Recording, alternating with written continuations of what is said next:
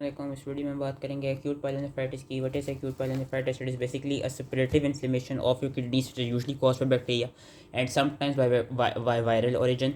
And ये होता है क्यों? क्योंकि हमने पीछे पढ़ी था दो स्प्रेड्स होता है, तो हेमाटोजेनस स्प्रेड या असेंडिंग इन्फेक्शन जो यूरिथ्रा वहाँ से असेंड करके फिर किडनीज के लेवल तक जा सकता है, और जो असेंडिंग हो रहा होगा it is usually associated with vesicular reflux, जो हमने सारी पिछली वीडियो में चीज़ें पढ़ ली थी।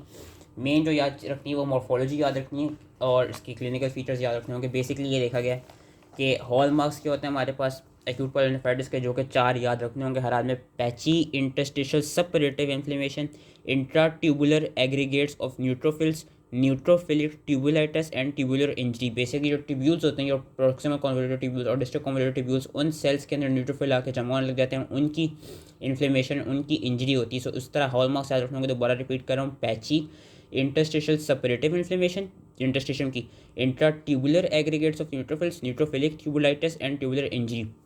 अब how it the suppurative inflammation be seen, या तो डिस्क्रीट या फोकल एब्सेस मिलेंगे या वेज लाइक एरियाज में मिल सकते हैं इन्वॉल्विंग वन और both of the kidneys. Early stages में जो न्यूट्रोफिल की इन्फिल्ट्रेशन होती है that is limited to the tubules, लेकिन इवेंचुअली होता है कि इवेंचुअली यही होता है कि हमारा जो ट्यूबुलर ल्यूमन है वहाँ से आसपास जो इंटरस्टिशियम प्रेजेंट होता है उधर जाके भी इन्फेक्शन के कहते हैं एक्सटेंड कर जाता है, which leads to abscesses formation, and जो हमारे इन्वॉल्व ट्यूब्यूल्स होते हैं वो डिस्ट्रॉय होने लग जाते हैं। और इन्होंने अलग से ये बताया हुआ है कि जो ग्लोमेरुलाई होते हैं, glomeruli usually normally resistance to they are normally resistant to infection, उनको अफेक्ट नहीं करता, लेकिन with the extensive disease glomeruli भी अफेक्ट होने लग जाते हैं। अगर कोई फंगल पायलोनेफ्राइटिस हो तो हमने पढ़ लिया था कि उसमें उनको non caseating granulomatous interstitial inflammation मिलती है। अब 3 कॉम्प्लिकेशंस क्या होती हैं superimpose on acute pyelonephritis, जो कि याद रखनी होंगी। Papillary necrosis, pyonephrosis and your perinephric abscess, ये 3 याद रखनी होगी। दीज 3 कॉम्प्लिकेशंस ऑफ द क्या कहते हैं acute pyelonephritis, papillary necrosis, pyonephrosis and perinephric abscess. Papillary necrosis हमें पता है पेपिला यूजुअली कहाँ होते हैं, इन्होंने बताया हुआ जिन जो डायबिटिक इंडिविजुअल हैं, जो सिकल सेल इंडिविजुअल हैं, जिनमें यूरिनरी ट्रैक्ट ऑब्स्ट्रक्शन हो, बेसिकली होगा क्या कि हमारे पता है जो पेपिला होते हैं, जो पिरामिड्स होते हैं किडनी में, उनके डिस्टल पोर्शन में होते हैं, तो वन और all the of the pyramids of the kidney would be affected depending upon कौन सा पिरामिड अफेक्ट हुआ है। ऑन द कट सेक्शन हमको टिप्स ऑफ द पिरामिड या डिस्टल 2/3 ऑफ पिरामिड्स जहाँ पे पेपिला प्रेजेंट होते हैं वहाँ पे हमको ग्रे वाइट या येलो रंग की क्या मिलेगी, नेक्रोसिस मिलेगी। और माइक्रोस्कोपी भी जो नेक्रोटिक टिश्यू होगा that would be seen containing ischaemic coagulative necrosis हो रहा होगा, माइक्रोस्कोपी में नजर आ रहा होगा। पायोनेफ्रोसिस यही बताया हुआ है कि हमारा पायोनेफ्रोसिस ये होगा कि हमारे जो भी यूरेटर है या कैलिसिस है पेल्विस है वहाँ पे सेपरेटिव एक्सुडेट फॉर्म हो सकता है, पस की अकुमुलेशन हो सकती है which is unable to drain, that is known as pyonephrosis. And perinephric abscess यही बताया हुआ है कि जो हमारा सेपरेटिव इन्फ्लेमेशन है वो एक्सटेंड करके रीनल कैप्सूल से जो आसपास पेरीनेफ्रिक टिश्यू है वहाँ पे चली जाएगी। तो ये 3 कॉम्प्लिकेशन याद रखनी, जिसमें से most common is papillary necrosis, you can lead to acute renal failure. अब उन्होंने बताया हुआ है एक्यूट सेपरेटिव एक्यूट पायलोनेफ्राइटिस के बाद होता है कि उसकी हीलिंग होने लग जाती है। जब हीलिंग होगी तो जो न्यूट्रोफिल्स हैं वो रिप्लेस हो जाएंगे मैक्रोफेज से, प्लाज्मा सेल से, लिम्फोसाइट से, और जो इन्फ्लेमेटरी फोका होगा that would be replace by irregular scars, क्योंकि हमें पता है हीलिंग में क्या होता है फाइब्रस प्रोडक्शन होती है और स्कार्स की फॉर्मेशन हो जाती है। कि माइक्रोस्कोपिकली ट्यूबुलर एट्रोफी तो मिलेगी with interstitial fibrosis and lymphocytic infiltrate which would be again characteristically seen in a patchy या jigsaw pattern. Patchy jigsaw pattern में इसलिए मिलेगा क्योंकि जो हमारी इंटरस्टिशियल की सेपरेटिव इन्फ्लेमेशन थी वो पैची ही हो रही थी। और उन्होंने अलग से बताया है कि स्कार जो होगा पायलोनेफ्रोटिक का pyelonephritic scar that would be seen associated with inflammation, fibrosis and deformation of the underlying calyx and the pelvis. अब what are the risk factors for acute pyelonephritis, याद रखने होंगे। यूरिनरी ट्रैक्ट ऑब्स्ट्रक्शन, इंस्ट्रूमेंटेशन जो कि usually catheterization की वजह से होती है, वेजाइको यूरेट्रल रिफ्लक्स की incompetence, pregnancy. Gender and age में देखा गया कि यूजली हमें पता है फीमेल्स में मोस्ट कॉमन होता है अराउंड एज ऑफ 40 देखा जाता है, लेकिन ये देखा गया कि जैसी जैसी एज बढ़ती जाती है, अगर हम ओल्डर इंडिविजुअल्स की बात करें 50 एंड 60 अबव की, तो उनमें जो जेंडर आ जाते हैं उनमें मेल में कॉमन होता है, क्योंकि वी नो के आफ्टर 50 मेल्स में बिनाइन प्रोस्टेटिक हाइपरप्लेजिया होने लग जाता है which can lead to the formation of acute pyelonephritis, क्योंकि again it would cause obstruction.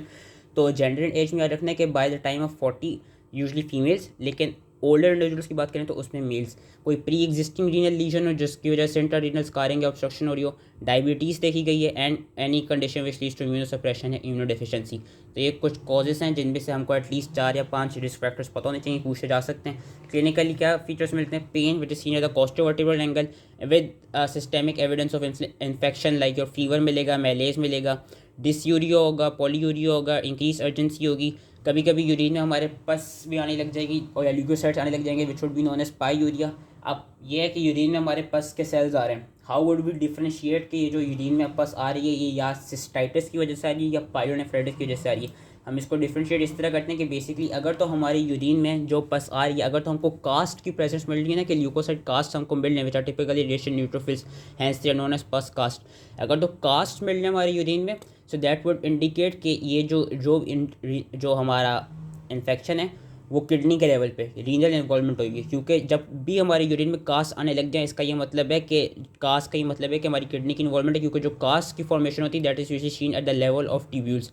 अगर तो ये हो कि सिर्फ वाइट ब्लड सेल्स आ रहे हो, कास्ट ना आ रही हो, देन वी कैन क्या कहते हैं, वी कैन बेसिकली डायग्नोज के नहीं किडनी के लेवल पे नहीं, मे बी ब्लैडर के लेवल पे कोई इन्फ्लेमेशन हो जिसकी वजह से, या यूरेटर के लेवल पे कोई इन्फ्लेमेशन हो जिसकी वजह से सिर्फ वाइट ब्लड सेल्स आ रहे हैं। तो ये एक डिफरेंशिएटिंग पॉइंट था।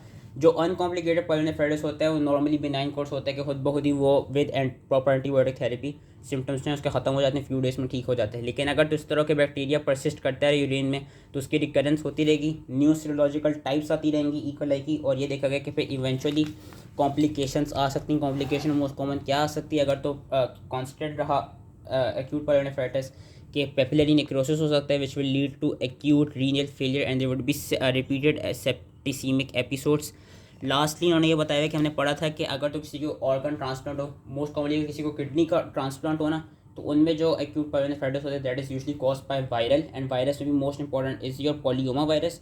तो ये सबसे ज़्यादा कॉमन होता है और इसकी वजह से आजकल इस डिजीज़ का नाम दे दिया पोलियोमा वायरस नेफ्रोपैथी का। पोलियोमा वायरस नेफ्रोपैथी में ये देखा जाता है कि जिन इंडिविजुअल्स को किडनी का ट्रांसप्लांट हुआ वो उनमें पोलियोमा वायरस एक्यूट पायलोनेफ्राइटिस कॉज करा सकता है। अब उसमें हमको क्या क्या क्लिनिकल फीचर, क्या क्या कैरेक्टरिस्टिक फीचर्स मिलते हैं, हमें पता है जो वायरस होते हैं वो न्यूक्लियस में जाकर रेप्लिकेट करते हैं, तो हमको जो इंजरी नज़र आती है that is seen in the tubular epithelial cell nuclei में इन्फेक्शन नज़र आता है which leads to nuclear enlargement and intra nuclear inclusions which are visible by light microscopy and हम ऑन इलेक्ट्रॉन माइक्रोस्कोपी जो हमको इंट्रा न्यूक्लियर वो inclusion होगी that would be seen as crystalline like lattices. तो ये याद रखना होगा कि लाइट माइक्रोस्कोपी में हमको इंट्रा न्यूक्लियर इंक्लूजन्स नज़र आ रही हैं और इलेक्ट्रॉन माइक्रोस्कोपी में हमको क्रिस्टलाइन लाइक लैटिसेस नज़र आ रहे हैं इंट्रा न्यूक्लियर इंक्लूजन्स के।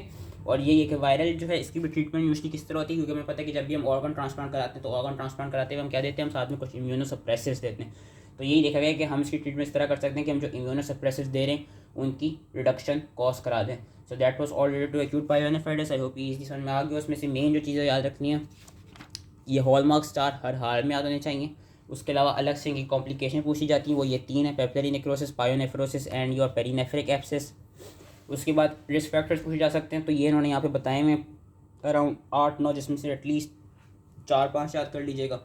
उसके अलावा क्लिनिकली हम ये अगर हमको सिम्टम्स मिल होंगे इसको हम डायग्नोज कर लेंगे। और उन्होंने अलग से बताया हुआ कि हाउ वुड वी डिफरेंशिएट कि ब्लैडर के लेवल पे कोई इन्फेक्शन है या किडनी के लेवल पे इन्फेक्शन है। वी वुड डिफरेंशिएट इन अ वे कि अगर तो यूरिन में सिर्फ वाइट ब्लड सेल्स आ रहे हैं तो ब्लैडर या यूरेटर में कोई इन्फेक्शन होगा, अगर कास्ट्स मिल रही हैं तो किडनी की इन्वॉल्वमेंट हो रही है। So that was all related to acute pyelonephritis. और बीजी समझ में आ गया हो एंड थैंक यू।